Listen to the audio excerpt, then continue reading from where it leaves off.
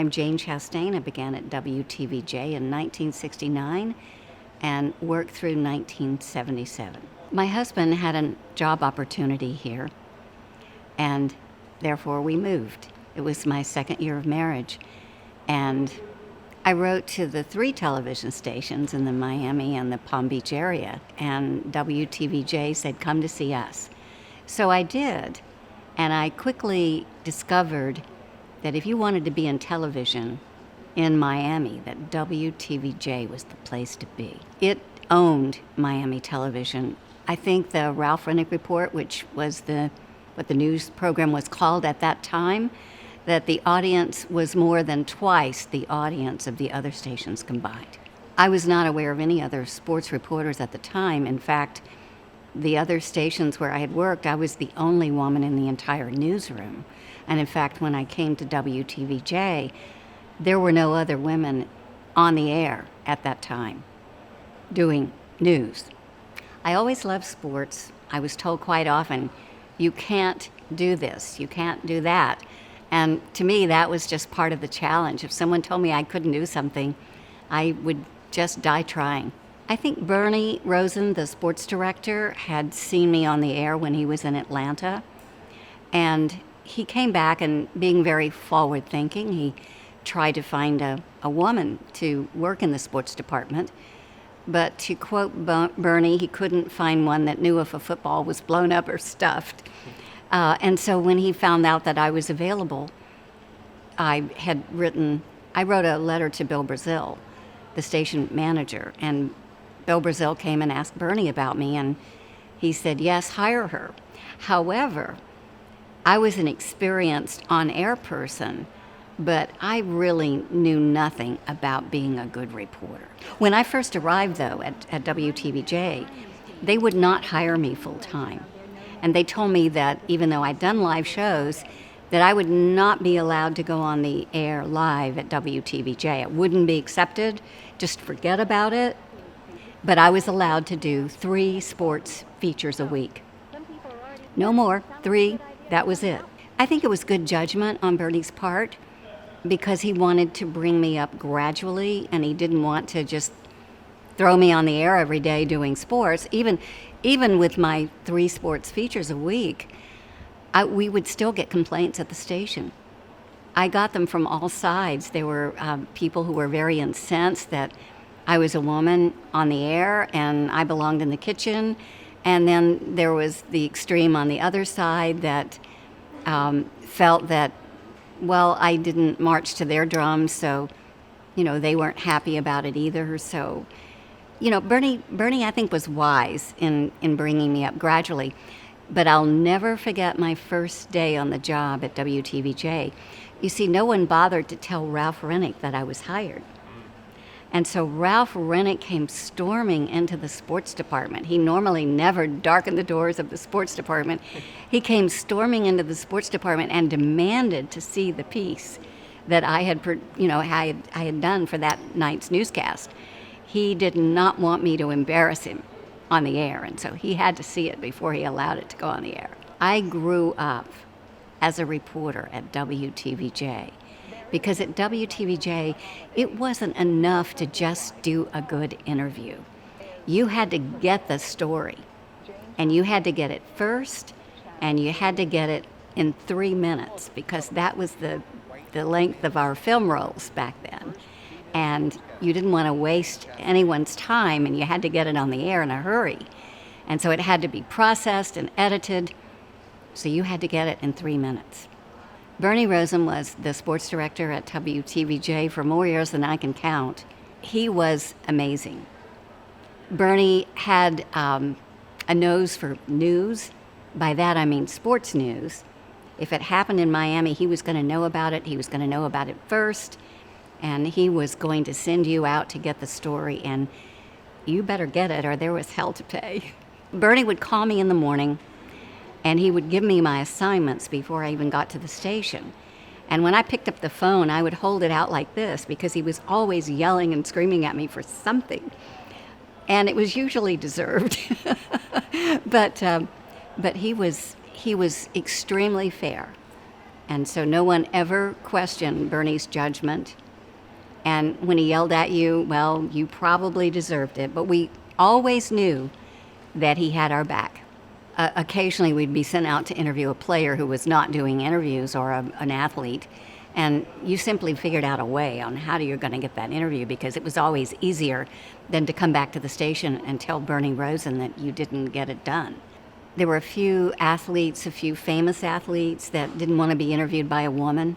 Al Davis owned the Raiders, and he was really upset when I showed up, and he refused to be interviewed by a woman. And I said, okay, Mr. Davis, I tell you what I'll do. I sat down and wrote out my questions for Tony Segreto, who was my cameraman that day. And I said, I'll let my cameraman ask you the questions. Tony, you show me, get the camera in focus, show me what buttons to push, and you can interview Mr. Davis. And because I think I didn't push it, I think he was embarrassed, and he gave in and let me do the interview. Bernie was teased by George Wilson, who was coach of the Miami Dolphins at the time, about he teased him unmercifully about hiring a woman to do sports. And so, unbeknownst to me, George Wilson had told Bernie, well, she won't come to my camp. And Bernie told him what he could do with that idea. And he said, well, she won't interview me. Well, the very first day of the Dolphin camp, guess where Bernie sent me? To Dolphin camp. And I had no idea that Wilson had said, well, she's not going to interview me. So I went and I did a couple of interviews with the players and got it back to the station. And it wasn't till later that I found out that Wilson had said she won't interview me. So I decided, well, best thing to do is to go talk to him. And I said, Coach Wilson, you know, it's very embarrassing. I heard that you won't allow me to do an interview. It's very embarrassing to me. Is there anything that I've done, or is there anything I can do to make this better? And he told me what had happened. And he said, I can't back down. And I said, well, it really makes me look bad. And he said, well, if anybody asked me, I'll tell them what happened. And sure enough, he was on the Larry King show, and someone called in and says, I think it's great you don't allow that broad to, interview you. She has no business in sports. And Coach Wilson actually told Larry King what had happened. And that surprised me. But I bet my cameraman a steak dinner that I would get an interview with George Wilson before the season was out. And I really thought I had lost. Because whenever I would go to Dolphin camp, which was almost every day, Wilson pretended that I wasn't there. I could have just been a blade of grass. But near the end of the season, he came up to me one day at Dolphin camp, and he said, Jane, you're going to be here tomorrow? And I said, yes.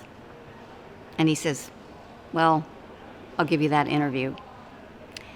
And I had no idea that the players even were paying attention to something like that. But as soon as the camera stopped rolling, they stopped what they were doing, and they ran over and they picked me up en masse, and they carried me across the field, and they threw me in the Dempsey dumpster.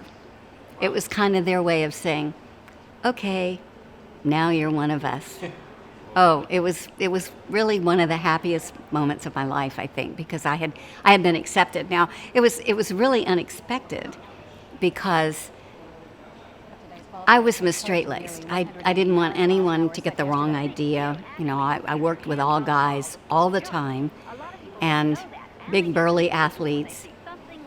And I hear so much today about sexual harassment. I guess there must have been something wrong with me because no one ever approached me or made a pass at me. But I think largely it was probably because I didn't give anybody an opening either. But so that day that the Dolphin players all ran across the field and picked me up and carried me across the field and threw me in the dumpster, I mean, that was rather symbolic and surprising. When I first arrived, the Dolphins were perennial losers. And I got to be here during the years that Bobby Beathard and Don Shula built the perfect team with imperfect players. And in a way, that was the same thing that happened with us. Bernie Rosen, our sports director, built the perfect team with imperfect players. And that was very exciting. Well, it's very funny. I was at Dolphin Camp one day, and back in those days, I mean, when you went out in the field and even to cover sports, I mean, you dressed, you had on business attire. And I always tried to be well dressed, but women didn't wear slacks much at that time. If you were going to be dressed properly, you usually wore a dress or a skirt. Well, one day I was at Dolphin Camp, and Don Shula comes up to me, and he kind of says out of the side of his mouth, he says, Jane, he says, I really would appreciate it if you wouldn't wear a skirt or a dress to practice, because it distracts the players. And at first I thought he was kidding, and then I realized Don Shula doesn't kid with us. And so I never wore a dress or a skirt. I always wore slacks thereafter, out of respect for Don Shula. I remember those years with great fondness. WTVJ, of all the stations that I ever worked at, WTVJ became my family, and particularly the people in the sports department. They were like my immediate family. But the engineers, the cameramen, the people in the newsroom, I mean, we were all like a great big family. I've never experienced that at another television station. WTVJ led the way. I don't know if you can possibly appreciate what the people that came before you actually had to go through. But I have had a couple of the female sportscasters tell reporters that they'd like to buy me a beer. I don't drink, but I took that as a compliment. I'm Jane Chastain, and I want to wish WTVJ a happy 70th anniversary.